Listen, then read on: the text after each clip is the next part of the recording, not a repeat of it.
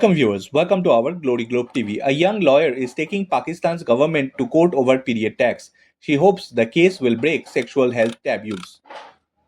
For years, Mehnoor Omar didn't talk about it. Every time the topic arose, her school friends in Islamabad, the Pakistani capital, flushed with embarrassment. Omar recalled, "This happened so many times. A class fellow of mine would go her period during class. She told CNN last year the white kameez on the back was entirely red. She freaked out. She had absolutely no idea what was going on with her." Now the 25-year-old lawyer has college Ahran Jahangir Khan, 29, are trying to rip apart the stigma and ensure girls and women can access the sanitary products they need through a landmark legal case which calls the government to remove tax on menstrual products and categorize them in essential goods instead of luxury items. Several medical workers and women's rights activists who support the case told CNN that pervasive social taboos over sexual health in Pakistan have led the tax policies that prevent sweaters and populations from being able to afford essential sanitary items, embracing the gender equalities in the education, health, and social welfare. I think what we have started here is not legal case, but a movement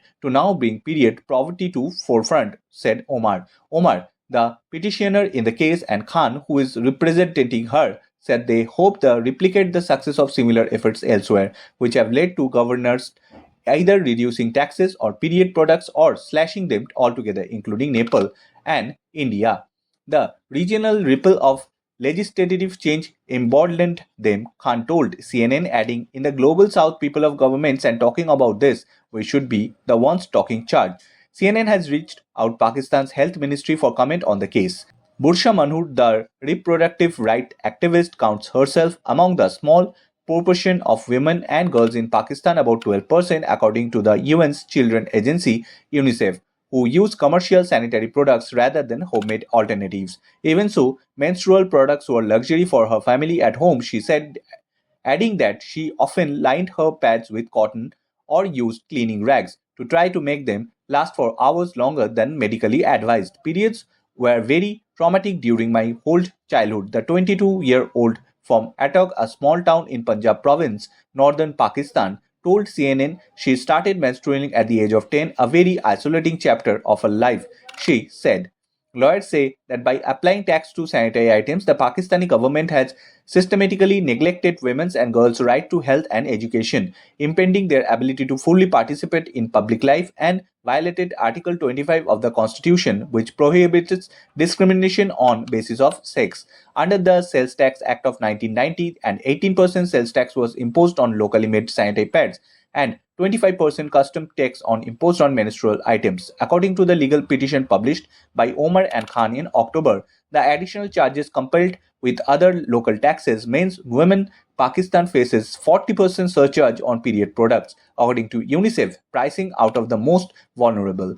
As of mid-25, nearly 45% of the country's population were living below the World Bank Global Lower Middle Economic Poverty line of $4.20 Pakistani rupees 1,175 per day. It reported last year essential goods sustain major household budgets, with consumers paying around 363 Pakistani rupees for a dozen of eggs, 2,186 Pakistani rupees for a kilogram of wheat flour, according to economic data from CEIC data, citing 2025 figures from the Pakistan Bureau of Statistics.